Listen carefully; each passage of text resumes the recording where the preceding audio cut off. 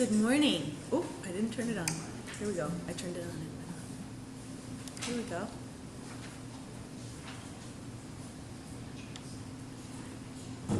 Good morning. Now you can hear me. Good. The title is wrong, but the number is right. If you would all rise to join us in hymn number 108. My life flows on in endless song.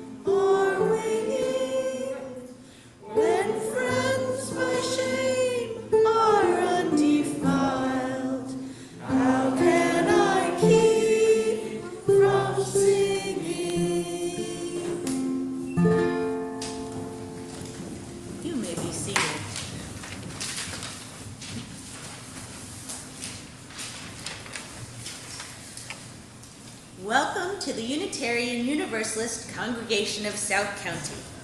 We are comprised of people from different backgrounds and faiths, and we are glad that you are here. My name is Amber Kelly Collins, and I will be your worship leader today. Please take a moment to silence your cell phones. We suggest that you take this next hour as a restful respite from the demands of technology. There are 4 exits to this room, one straight through the back, one in that far corner, one here, and then another one behind me. We don't expect an emergency, but it's good to say anyway.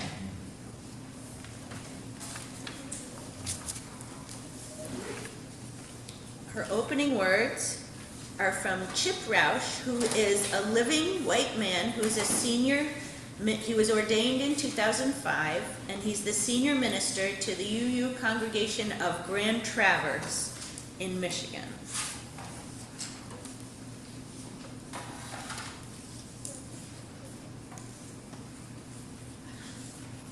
Be here in this moment.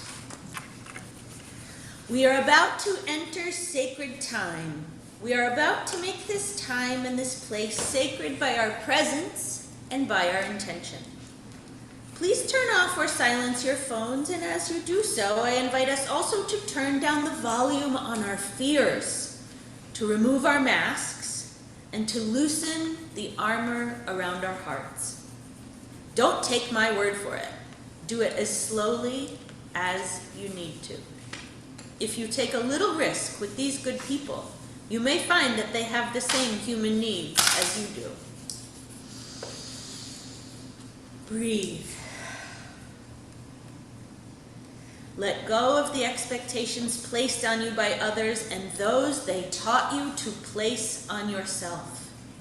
Drop the guilt and the shame, not to shirk accountability, but in honest expectation of the possibility of forgiveness. Let go of the thing you said the other day. Let go of the thing you dread next week. Be here in this moment. Breathe here.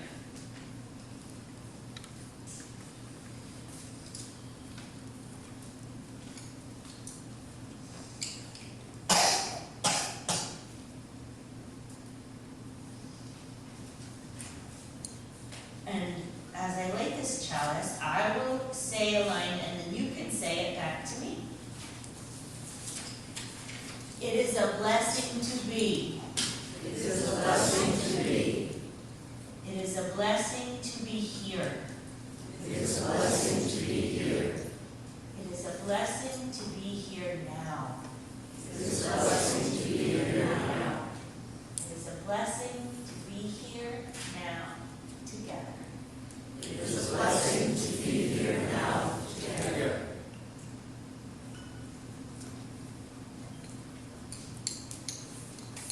Now you may rise again if you are willing and able. You're allowed to rise in spirit only if that's what you prefer. To repeat the covenant and to sing hymn number 371 is the tune. The words are printed in your order of service. You can look at the tune or just go with Nick. You'll probably be able to follow along if you like. Well, he'll play the tune once and then we'll sing it, or we sing. Yeah. Sing it twice. Play the tune once and then we'll sing it twice. All right, to the covenant. Love is the spirit of this congregation, and service is its prayer. This is our great covenant, to dwell together in peace, to seek the truth in love, and to help one another. You probably know this as the doxology. Some people call it the doxology or the old hundredth.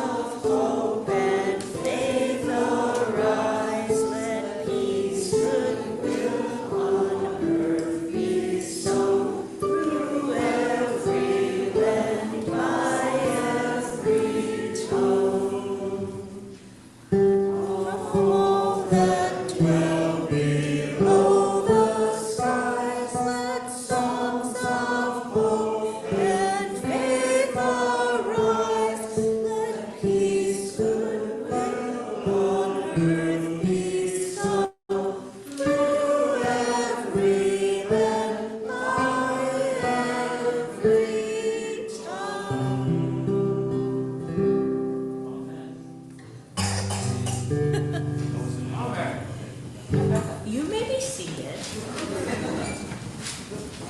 And then anyone who has a joy or a concern is invited to come forward for the sacred part of our service where we share. I'll hold the bowl of pebbles out. You can take a pebble, drop it into the water, and speak into the microphone. You can tell us your name, and if you want to tell us your joys and sorrows or concerns, you can say, but you may also drop a stone in silence. And on Zoom.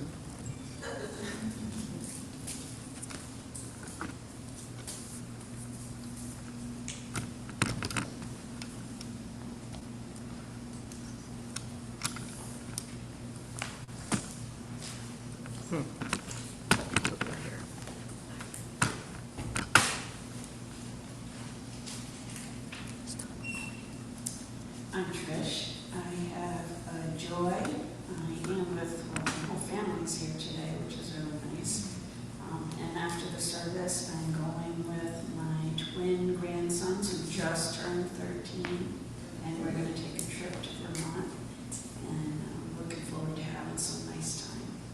And I will do it with my other grandchildren at another time.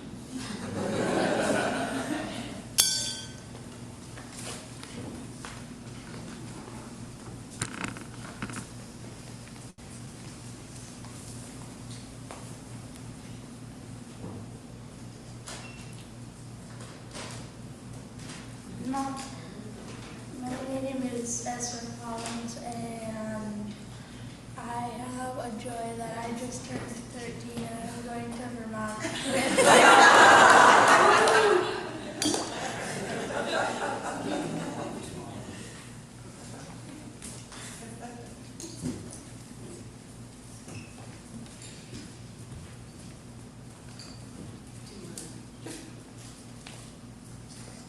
Moment to bring Zoom with us. I love that we have the whole world.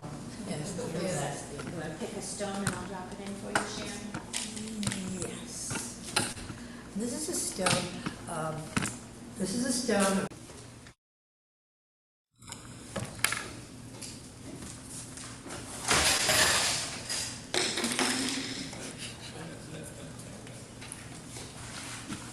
Thank you for your generosity. We promise to work to use these gifts wisely and well.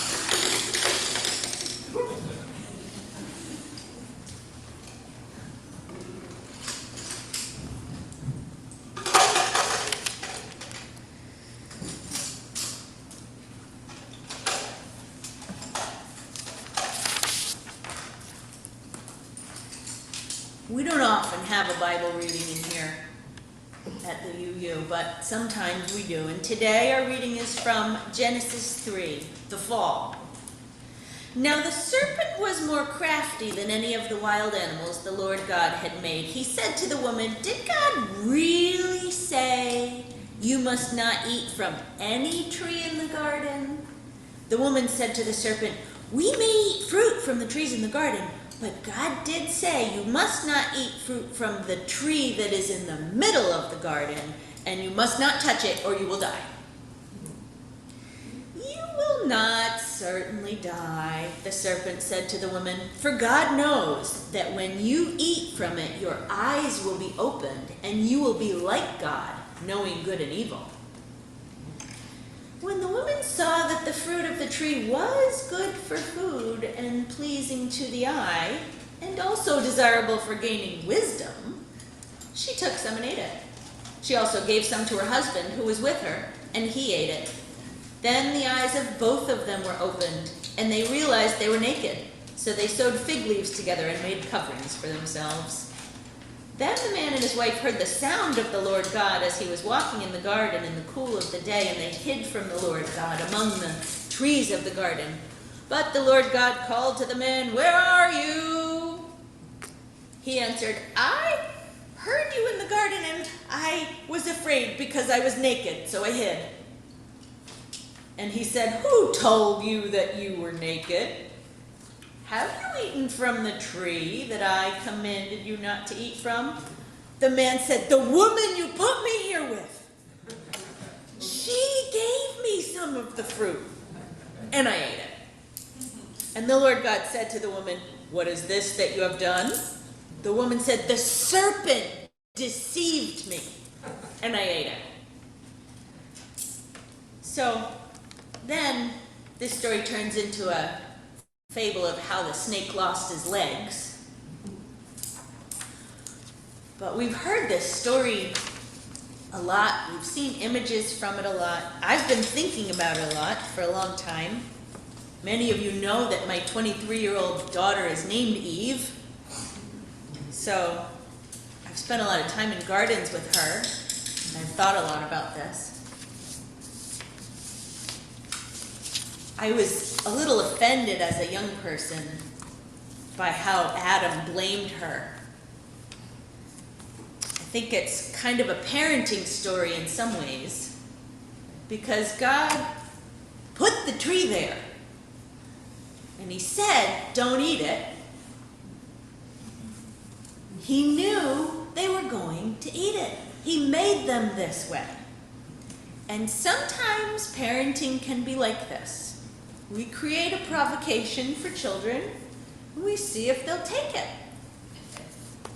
However, I'm not sure that we should take this story as the way that the world was created in all of its concrete ways.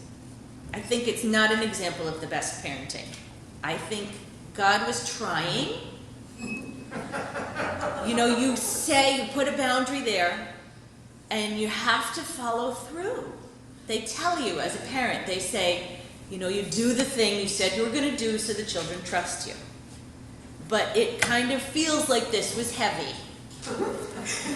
You put the tree there, and then they eat it. You give them free will. I think it was a setup. I think it was on purpose. I think God made the snake too. There is a truth to the story. There is a truth to the story. And there's a lot of layers there. But I would say this idea of paradise lost, that there's this Garden of Eden, there's this paradise somewhere, it sounds like it needs to be found. I'm heading there. Would you like to come? You know, there's paradise. Let's go find it. Where is it? If you look at the Bible, it says a little earlier than this bit that I read to you, it says exactly where it is. It's at the place where 4 waters begin. 2 of those rivers are still in existence. 2 of them are not. This was quite some time ago in geological time. So we haven't been able to figure out exactly where it was, but scholars have tried. Many scholars locate it in Iraq. Mormon scholars locate it in Jackson County, Missouri. Muslim scholars have tried to say that it's actually the same thing as heaven, and it's not a place on earth at all. But actually where it is not very important. For me, for today. We could still look for it though. What I want to know is, what is the fruit? It's usually depicted in imagery that we see as an apple. But the most original translations that we have of the Bible just say fruit, just generic fruit. And the word for apple in that language doesn't appear anywhere else in the Bible, so scholars do agree that it probably wasn't an apple. They think perhaps a fig or a pomegranate or the appropriately bitter citron.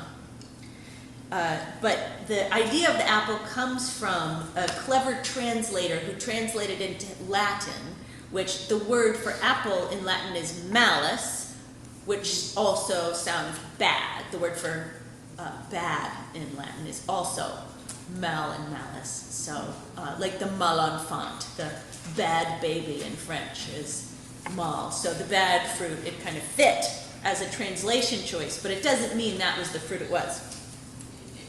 However, that's not what I mean. I'm not talking about what kind of fruit it was, because it's a story. What I want to know is, what did Eve know when she bit the fruit? There's something that happens sometimes in history and in culture where there's a moment before and there's all the time after. And it happens in a person's life, it happens in culture, it happens in many ways. Living in a recently post-COVID world, I think we really understand this concept. There was the time before, and then there's everything after. And this is a real concept, that humans were in this garden with all the animals. It was a beautiful garden with many kinds of creatures and plants all living together in harmony, and then something changed about humans. Something made us different. And this story has given the idea, I think, to cultures across the world that humans are one thing and animals are another. But as time has gone on and science has progressed, it's become fairly clear that we are an animal, closely related to many other animals. We're much more like chimpanzees than we are different. And we're actually much more like chickens than we would like to think. But I used to I think about this story a lot, and I thought, I love language. I'm really interested in language and language development. I've always thought that maybe the thing that happened was humans learned how to use figurative language. My dog tells me things all the time. She tells me how she's feeling, she tells me what she wants, she tells me what she doesn't want. She definitely is communicating with me. But she never writes me a poem. She never sings me a song. She doesn't write really much fiction at all. Sometimes she tells me she doesn't have to pee, but that's not what I'm talking about.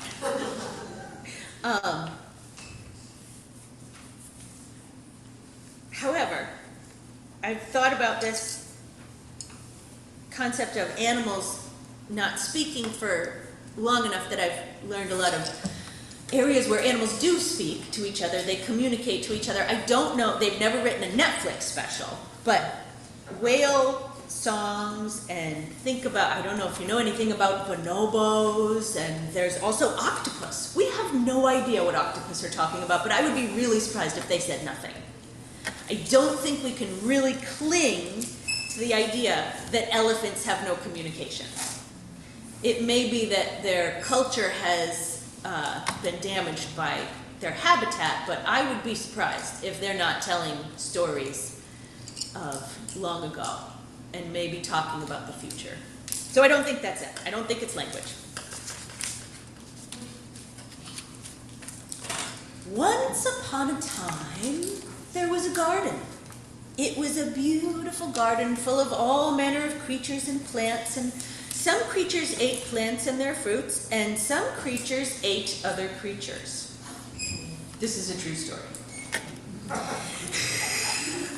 In this beautiful garden, there was a very cute little monkey mama. She had thumbs on her hands and on her feet. She had a little baby monkey on her back. And she was gathering fruit from a tree that had very delicious fruit. And many other creatures wanted to eat that fruit. If she was going to leave that tree, birds were going to peck at that fruit. Slugs were going to suck it all up. Or whatever kind of creatures evolutionarily were there with her. I wasn't there, but she was there. And she wanted that fruit. So she gathered as much as she could in her little monkey hands. And instead of climbing in a tree, when she heard a predator come, she ran away on her cute little monkey feet, holding the fruit in her little monkey paws. She couldn't climb the tree holding the fruit. She used those front legs for hands. That monkey, that cute little monkey mama, and you know she was really cute, and the baby was even cuter. They lived that day. They ate that fruit. They got away from that predator. And that little baby monkey may have grown up to be a little faster at running on his little monkey back legs than his ancestors had been. That little monkey mama was your ancestor.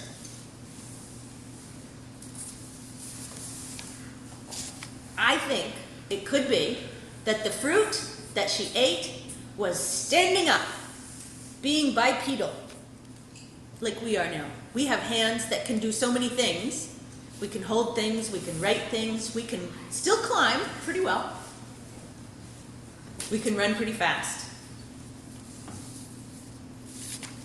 It gave us an opportunity to carry things in a bag, to take some resources with us, to take some tools with us, to use tools maybe a little bit more, to hold one baby on one side and a bag of fruit on the other. It's useful having hands. I was reading a bedtime book. This idea has been percolating for a while. I thought about this bipedal thing because there aren't any other creatures that do quite what we do with our limbs.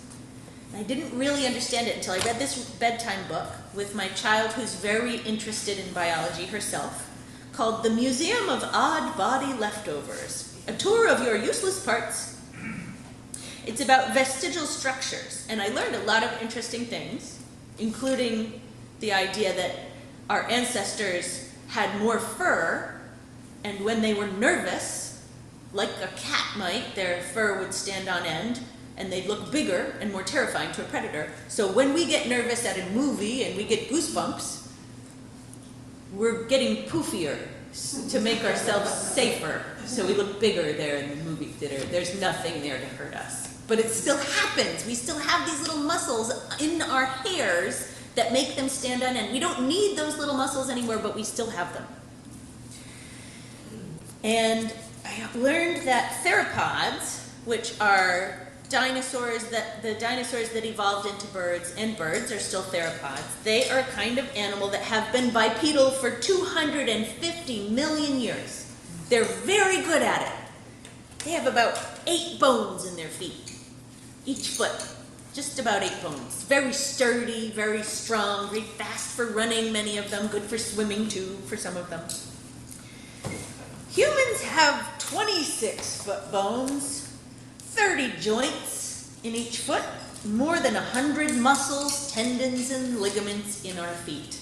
We have feet that approximate what birds are running around on, but we have vestigial fingers inside of them. Just like a whale has little foot bones in its sides that don't have any feet sticking out, but the bone's still in there, we have fingers and thumbs on our feet.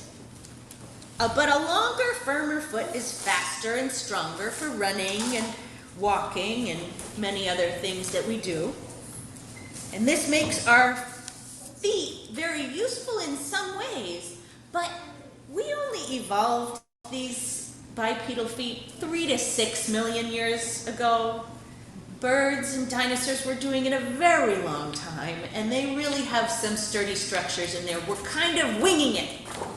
We're taking this old structure, and we found, because of evolution and the way that it's come about, we have all these vestigial toes inside our feet. And the thumbkin toe, poor old thummy toe there, he's doing a lot of work. He could have picked things up and written a book long ago, but now we just have these big old toes sticking out, and they are vulnerable to breaking. We pull muscles. Some of you may recall me walking around in a boot years ago because I broke one of my feet running too much. I got a stress fracture from running for too long and too hard and fast one beautiful April morning. Our hips, our jaws, all of these are vulnerable because we're 4-legged creatures walking around on our back legs. There's a reason we do the table pose in yoga. Cat and cow. Was it the snake who told Eve to stand up? Did he tell her, Eve, you don't need those feet thumbs. You don't even need feet. Maybe. I am here to tell you, Paradise Lost is a myth. Paradise is real, and it's here right now. Perfect paradise is a myth. Real gardens have mosquitoes and ticks in them. The garden, in reality, the Garden of Eden would not exist without death. The tree of life is living on compost. It eats what was once alive. There is no perfect garden. There is no garden without death. The Garden of Paradise contains a wide array of creatures. My own garden has an astounding array of songbirds and butterflies and mosquitoes and ticks and so many rabbits and skunks and opossums and coyotes and bobcats and owls and hawks. And they're all hungry. Even trees and vines are pushing in front to get more sunlight. The vines twine up the trees to sneak some.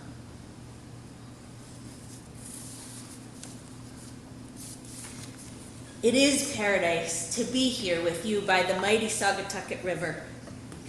It is paradise to sing together with you, friends. I have always known that the more we get together, the more we get together, the happier we'll be. Now, after all that separation, it feels especially true, especially heavenly, to be together and to see the face of a friend. We sing together. We eat fruit together sometimes. We can sit together under the tree of life, eating the fruit and slapping the mosquitoes. This is heaven. We're already there. We have already arrived. There is a truth to the story of God's garden. Paradise is lost. Paradise is found.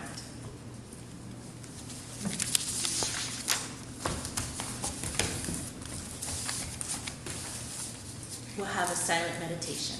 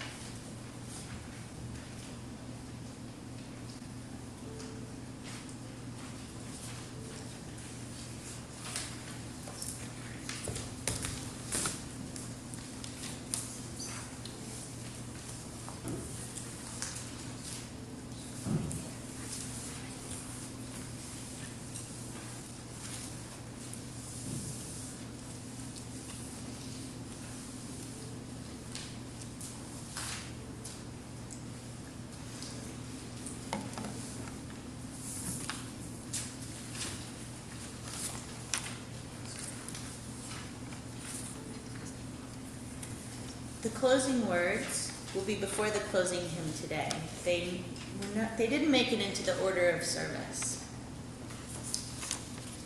It's A Portable Paradise by Roger Robinson, who is a living Black British writer and educator and poet. A Portable Paradise. And if I speak of paradise, then I'm speaking of my grandmother, who told me to carry it always on my person, concealed, so no one else would know but me. That way they can't steal it, she'd say. And if life puts you under pressure, trace its ridges in your pocket. Smell its piney scent on your handkerchief. Hum its anthem under your breath. And if your stresses are sustained and daily, get yourself to an empty room, be it hotel, hostel, or hovel. Find a lamp and empty your paradise onto a desk. Your white sands, green hills, and fresh fish. Shine the lamp on it like the fresh hope of morning and keep staring at it until you sleep.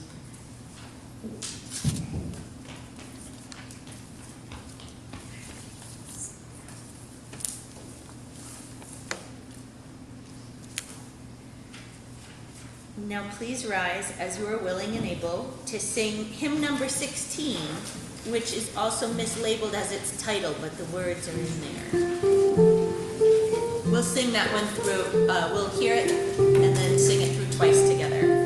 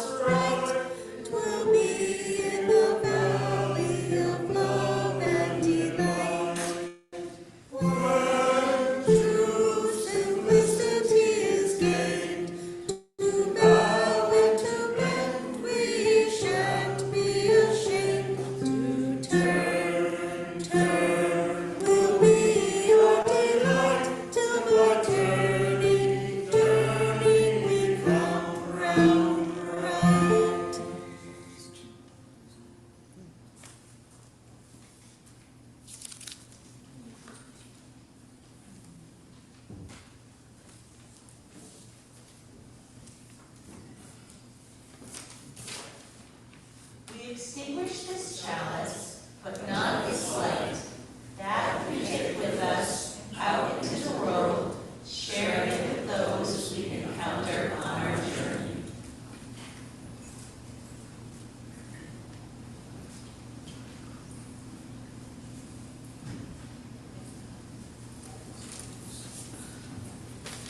Now, please join us in our closing song, which is not printed in the ordered service